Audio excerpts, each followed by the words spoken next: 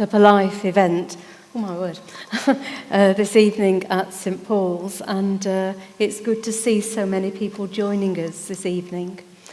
As you're aware, this time last year we were doing things very differently, and some of you will have watched our live streaming as we sort of broadcast to an empty church here, but people were watching at home. And tonight the service is being streamed as well, so welcome to those of you who are watching at home. And hopefully we'll feel a sense of being together for this event. A thanks to St Paul's for yet again hosting us here. We've been coming to this church now for many years and are always made to feel very welcome, and people going to the to the extent to make us very much at home. Well, thanks to Gary for playing the piano this evening. And we have the Wads Musical Theatre Company with us, and they'll be contributing to our service as well. We're also really pleased to have with us the Mayor and Mayoress of Weston, James and Hayley. Thank you for being here with us and supporting us today. We are continuing to hold this event, though, with some restrictions, as you're aware, so thank you for wearing masks. I know it's not great. We're not having refreshments after the service this time, and you are asked to leave, if you would, through the door just over here. We did have an issue with post at the hospice this week, and some of our post for some reason was delayed.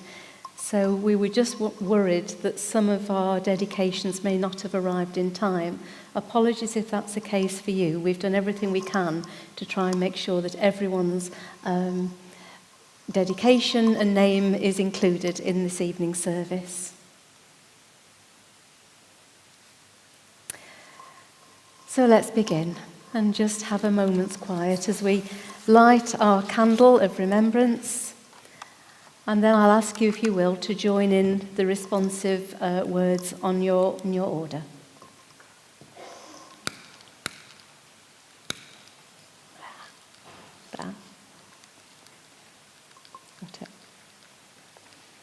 It works so well this afternoon.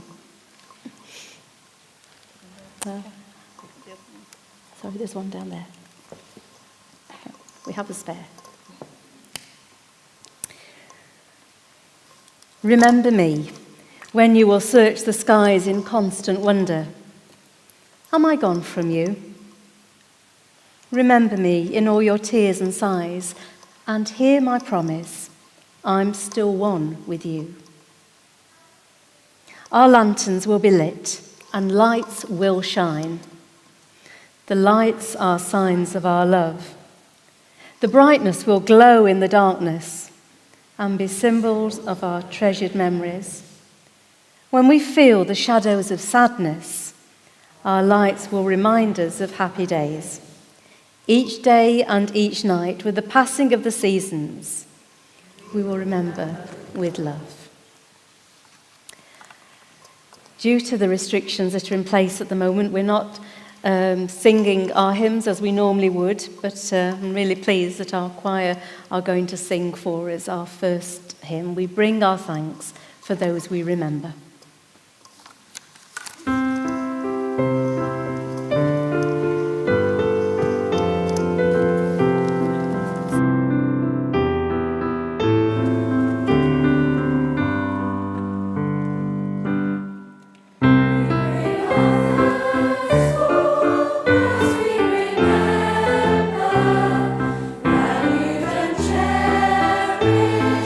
Now and always.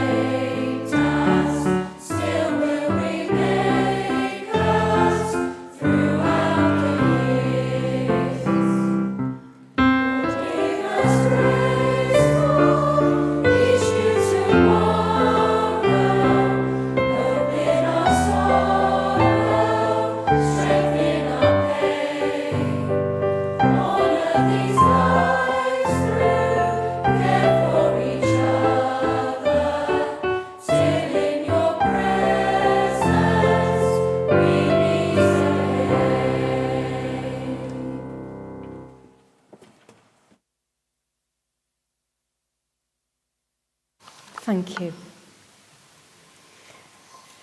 So we come to the time in our event this evening where we will hear the names of the people we're remembering read by our staff and volunteers. When you hear the name of your loved one read aloud, please make your way, if you wish, to the nearest candle table. There are 4 of them. Sorry, I feel a bit like an air hostess here.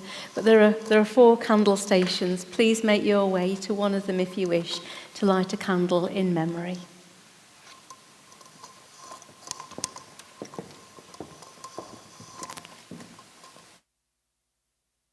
For those who lit our lives with joy, for those who touched us with tenderness, for those whose loss fills us with longing, we give thanks in glad remembrance.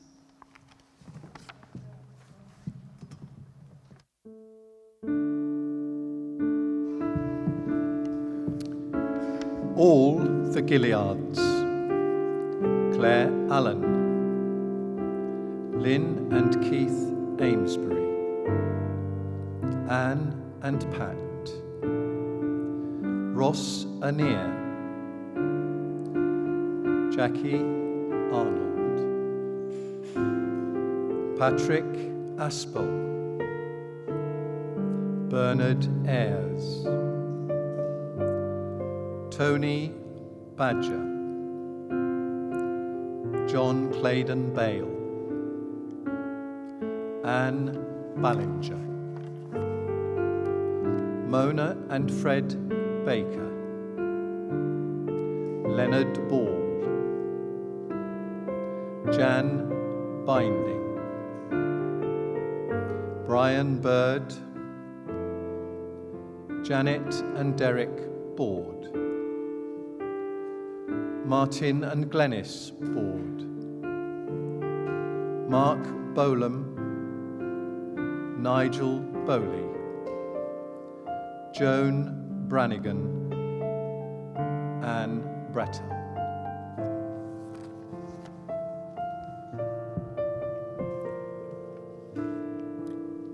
Alex Burnett,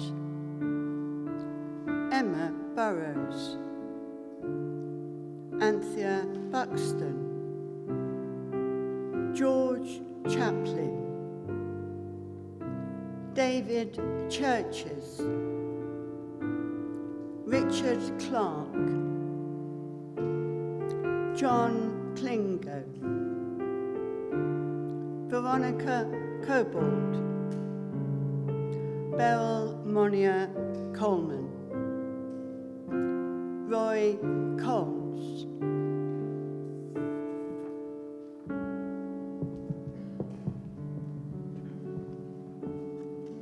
We celebrate those who have loved us for ourselves, looking with acceptance on all that we are and cherishing us without condition or constraint.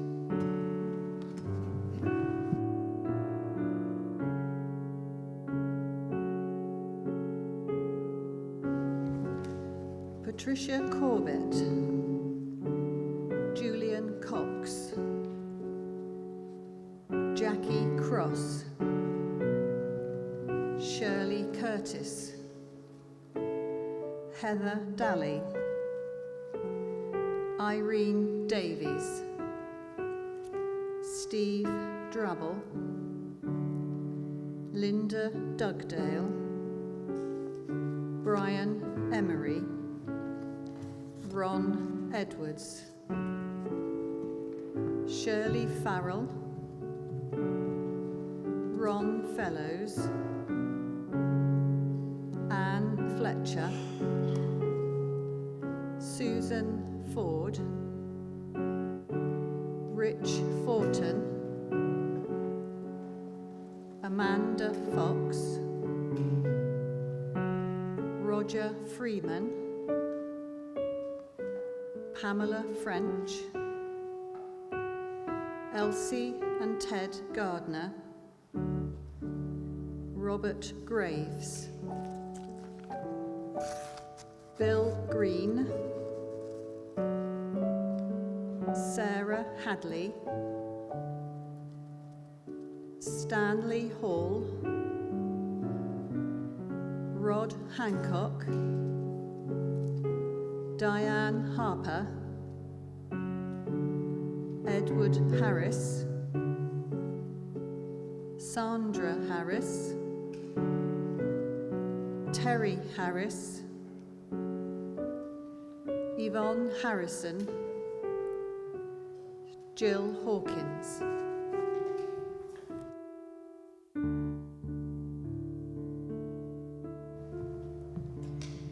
We celebrate those who have stood alongside us, holding us in the depths of elevation or despair, where words of joy or rescue fall silent.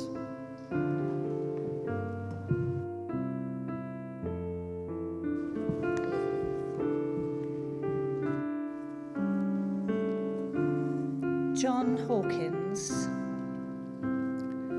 Tony Hayward, Eileen Hebron, Ray Hewlett and Victoria Hunt, Wendy Ann Hill, Ken Hobbs, Thora and Brian Hollister, Michael, Barbara and Pat Holloway, Elizabeth Hooper, Joan Hooper, Pauline Hull, Vicky Hunt, Victoria Hunt, Eddie Inskip, Sandy Jarrett, Ian Jerem, Glyn John, George and Brenda Jones, Peter Jones, Marion Kehoe,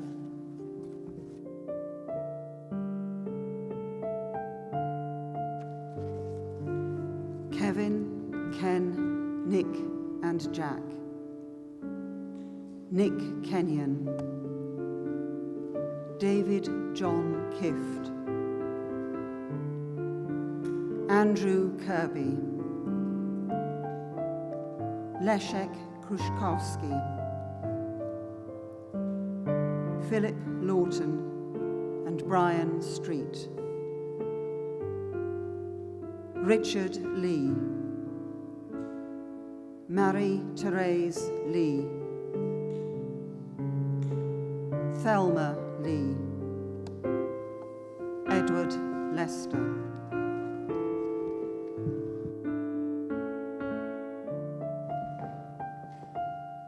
We celebrate those who would not let us stand still, edging us gently into the open space of new understanding and delighted exploration.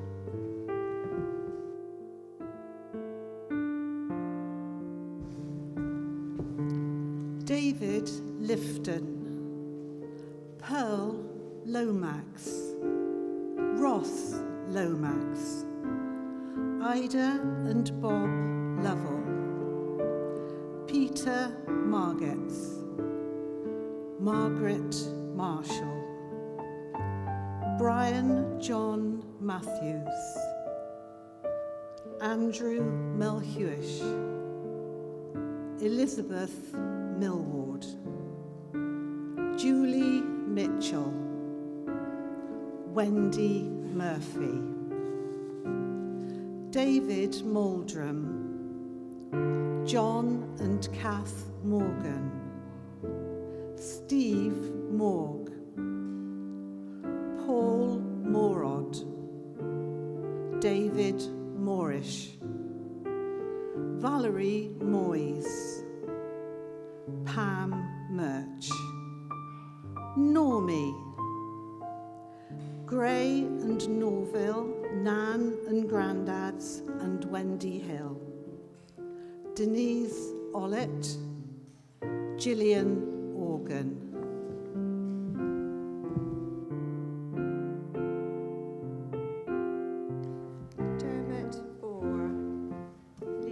Osborne, Keith O'Shaughnessy, Jerry Owen, Richard Parks, Ken Parkin, Anthony Payne, Bernard Pierce, John Pender, and Anne Pepworth.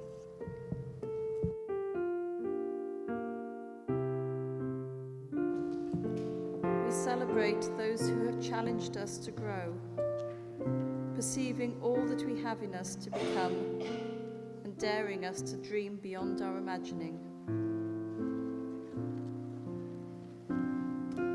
John Scanlon, Elizabeth Seymour,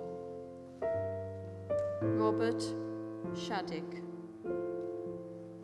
Robert and Mavis Shaddick, Ray Sharp, Liam Shepherd, Dorothy Shillabeer,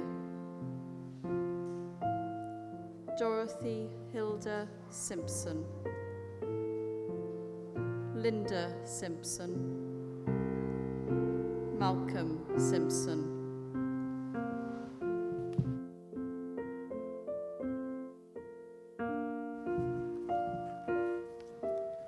David Phillips,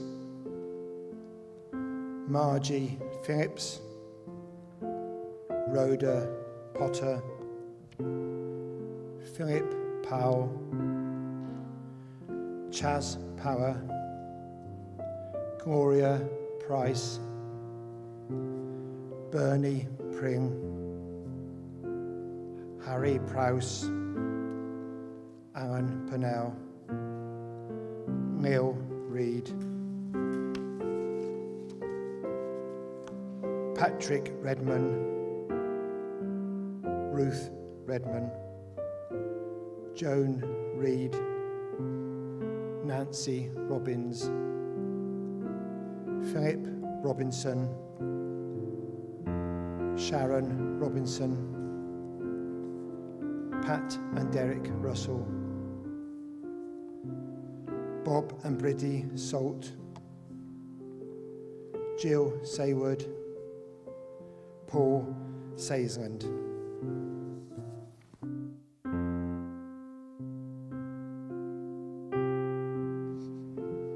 we celebrate those who have travelled before us, showing us in their persistent courage and tenderness how to live and die in faith and love.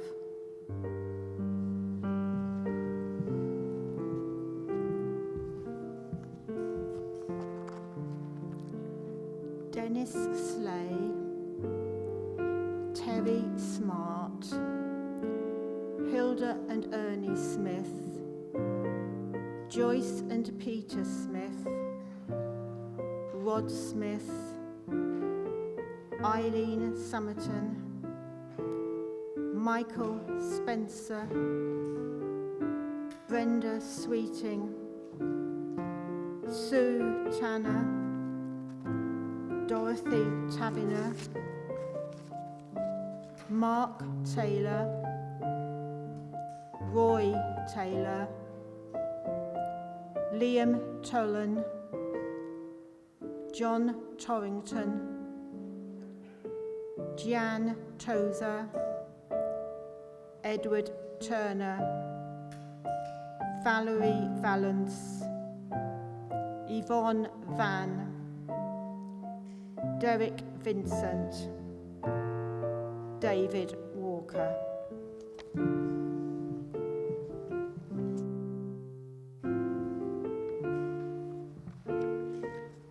Derek Ward, May and Jack Weekly, Chris White, Jeff Williams, Vernon Ride, Valerie Wright, Ken Wyatt and Julie Taylor,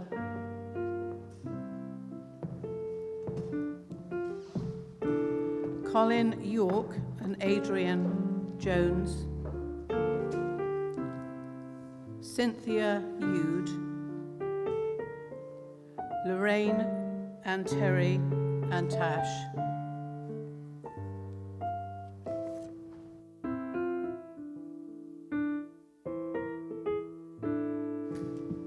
For those who lit our lives with joy, for those who touched us with tenderness, for those whose loss fills us with longing, we give thanks in glad remembrance.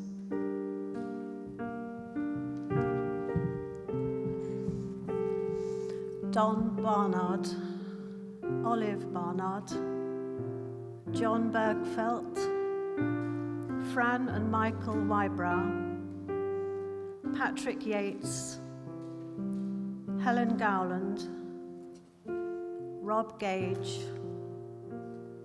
Paul Yates, Barry Parsons, Rob and Clive Webley, Patricia, Michael Graham, Board, Andy Dean, Robert Gifford, Carol Jones, Ron and Hilly, Chad Sidaway, Anita Viegel-Lloyd, Gary Williams, Pat Hodgetts, Elizabeth Hooper.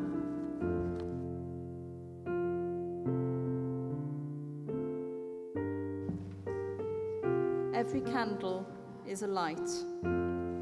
Every light is a memory. Every memory is a life.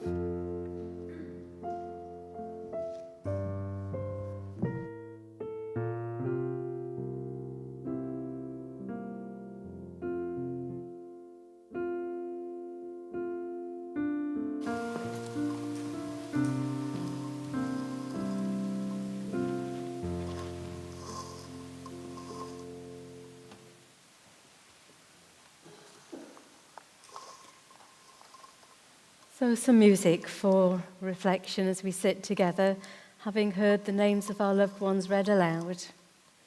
And so the Ward's Musical Theatre Company are going to sing I Dreamed a Dream.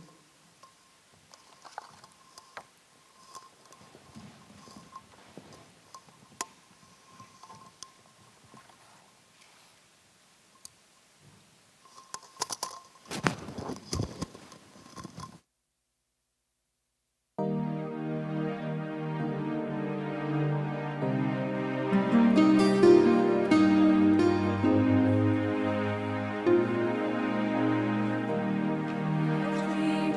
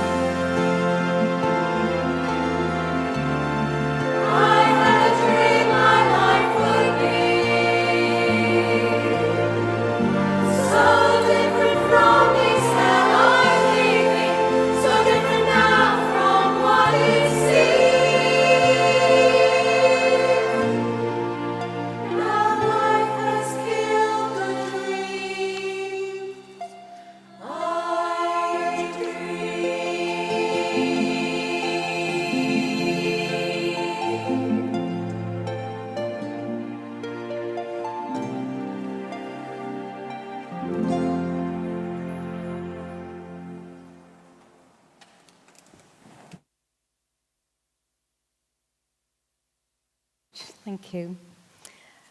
Our first reading, Missing You, is going to be read by our Chief Executive at the Hospice, Paul Winspear. Thank you, Paul.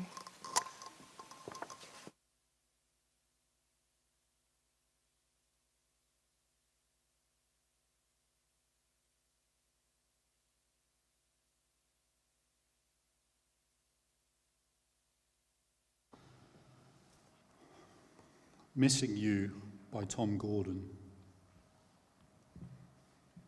I miss you in the evening when I have to lock the doors and I'm tired and find it hard to concentrate. I miss you when I've lost the number of the local vet and I need to get advice about the cat. I miss you, how I miss you, in those moments we shared. But who is going to listen to all that? I miss you when I prowl along the aisles in B&Q and I'm checking colour charts all on my own. I miss you when I don't know how to reinsure the car and I've lost the charger for my mobile phone. I miss you watching Strictly, even though it's not your scene. I even miss your banter and chit-chat. I miss you, how I miss you, in those silly times. But who's going to listen to all that? I miss you when the news is on the telly and you say, just what are the politicians saying now? I miss the David Attenborough DVDs we watched and the way you said, how wonderful and wow. I miss you when I comment and you're not there to respond, or when I make a joke and it falls flat. I miss you, how I miss you, in those secret, private ways. But who is going to listen to all that? I miss you when the brochures for the holidays arrive and I have to make another tough choice. I miss you when I'm lonely and I fear I'm going mad when I speak to you and think I hear your voice.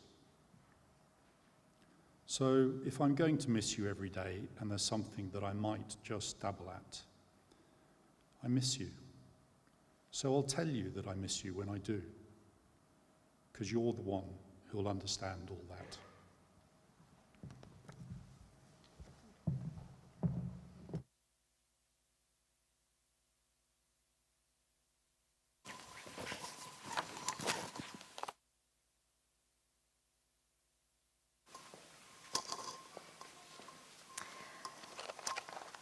As I said earlier at the beginning of our time together, this time last year, we were somehow becoming used to a way of living that we'd never experienced before.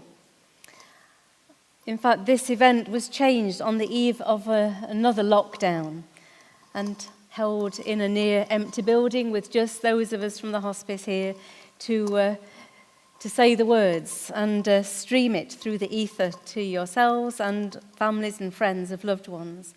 Well, it felt and it was very strange, but mirrored the way that we'd all been living and we'd been working at the hospice during the past year. Our experience of being with loved ones was profoundly changed, especially if you were attempting to visit hospital or a nursing home. And then when a death occurred, your expectations around what to do and how to do it were so dreadfully different. At the hospice, well, we tried to carry on as best we could to deliver services to our patients and families and to keep the wheels turning. But it was hard. And a large number of funerals that I took were with 6 or less people present, and I just understand how hard it was to face bereavement and loss so very starkly.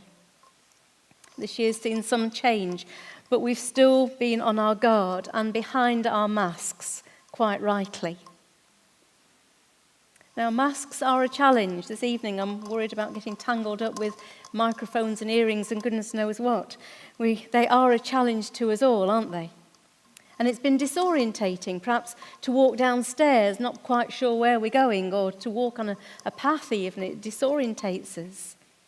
Perhaps we haven't really known quite who we're speaking to when only the eyes are visible, unless there's a very good clue. Voices are muffled and expressions are hidden, and we just feel it's not the way we want to be. I suppose we've come to realise then how much we depend on seeing the whole person, the full face, and what we've missed. There are times, and people have said this many times to us, that masks have been useful. They hide the trembling lip in grieving, or an expression that's so full of emotion we can't bear others to see how much we're struggling. Some people have spoken about the safety they've felt in being able to hide behind a mask, aware that often in our lives, ordinarily, we might choose to put that emotional mask on and say, "I'm fine," when inside we're really screaming. Sometimes being bereaved means that we need to protect ourselves by wearing a mask in one way or another. We might be weary of answering questions about how we feel or how we're doing, giving information to well-meaning people asking us to share. Wearing this "I'm fine" mask can be a way of shielding ourselves from breaking down in a public place, leaving us feeling embarrassed and even a bit ashamed. And yet all of that is okay, because we need to look after ourselves and be able to feel safe to express our emotions to people and in places where it is truly safe. We know through the various avenues of support that we offer that the hospice is seen as that place of safety for many people. The community nurse, the inpatient unit, the bereavement team, the companions, the whole range of support services that meet families and patients. We understand only too well the challenges at facing loss at any time, but especially when the resources, the things we turn to for support, have been so absent. So this event is important. It's important to us as a hospice, and I hope that it's a source of strength to you, because it gives us permission to feel the sadness for our loved ones who are no longer with us. Some of you, have been coming for many years, and I know that you value this moment in the run-up to Christmas, because it allows you to remember, to feel the emotions that accompany your memories and turn before you turn back into the world. For some of you tonight, this is the first Christmas without a loved one, and the emotions can be bewildering and so very deeply unfamiliar. Let me assure you that this is a place of safety, to take off the "I'm fine" mask and to be just as you are. This will be another Christmas of wearing our masks in shops and glasses steaming up and disorientation as we protect others and ourselves, and rightly so. But many of us will also be wearing a mask of remembrance and sadness at the death of someone very dear to us. Our hope through the hospice is that for you, through the darkness of grieving, comes light and hope to sustain and give strength.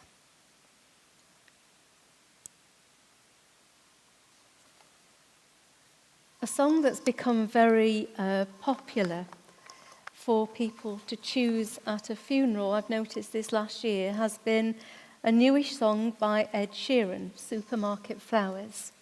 If you know the song, you know just how very poignant it is. And I'm delighted that the younger members of WODS are going to sing that for us now.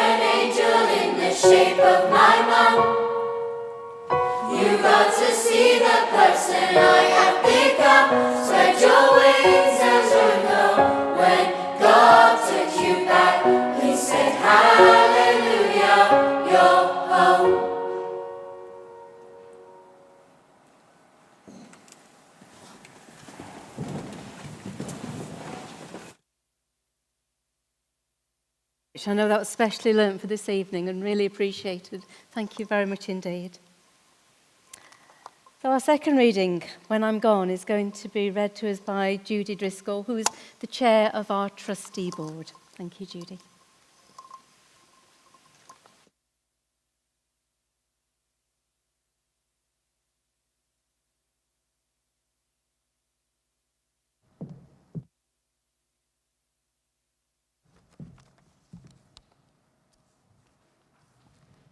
When I'm Gone by Lyman Hancock. When I come to the end of my journey and I travel my last weary mile, just forget if you can that I ever frowned and remember only the smile. Forget unkind words I have spoken, remember some good I have done. Forget that I ever had heartache and remember I've had loads of fun. Forget that I've stumbled and blundered and sometimes fell by the way. Remember, I have fought some hard battles and won ere the close of day. Then forget to grieve for my going, I would not have you sad for a day, but in summer just gather some flowers and remember the place where I lay. And come in the shade of evening, when the sun paints the sky in the west, stand for a few moments beside me and remember only my best.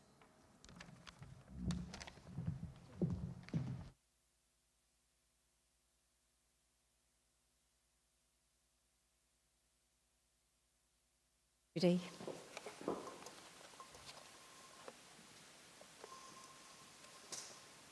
So let's just spend a quiet moment of thanks as we remember those who are dear to us in our hearts and cherished in our memories. Let's just be quiet for a moment.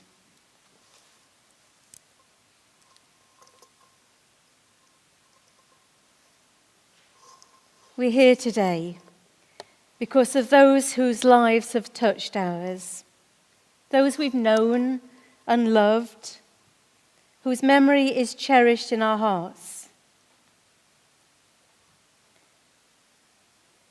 Our sadness and loss is tinged with gratitude and thanks for all that's been shared, for lives that have shaped us and hands that have held us, voices that have inspired us, and for love that has enriched our lives.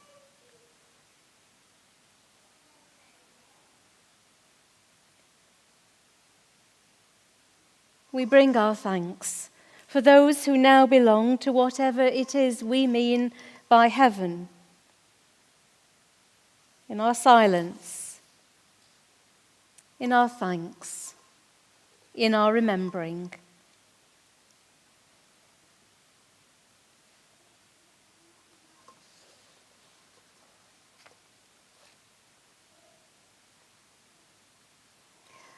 And so in our quietness of thanks, we continue to cherish in our hearts the lives, the memories, the words, the strength and the smiles of those who we think about and hold dear as Christmas comes again. Amen.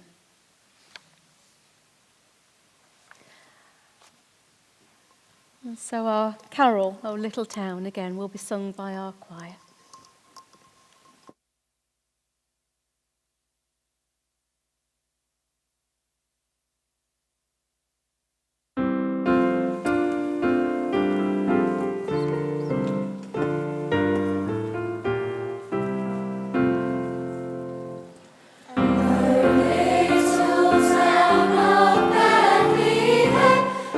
Still we see thee, Lord, above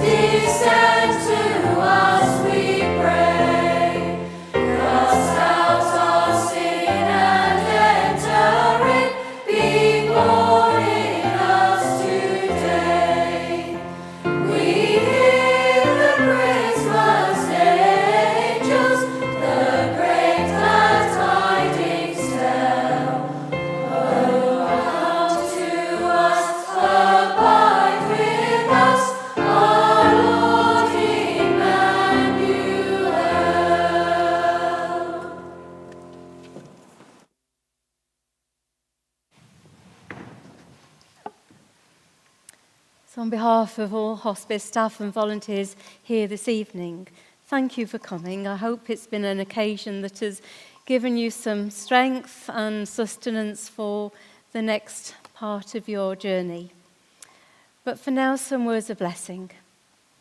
May we each find through these next few weeks peace and joy and hope and strength. Amen.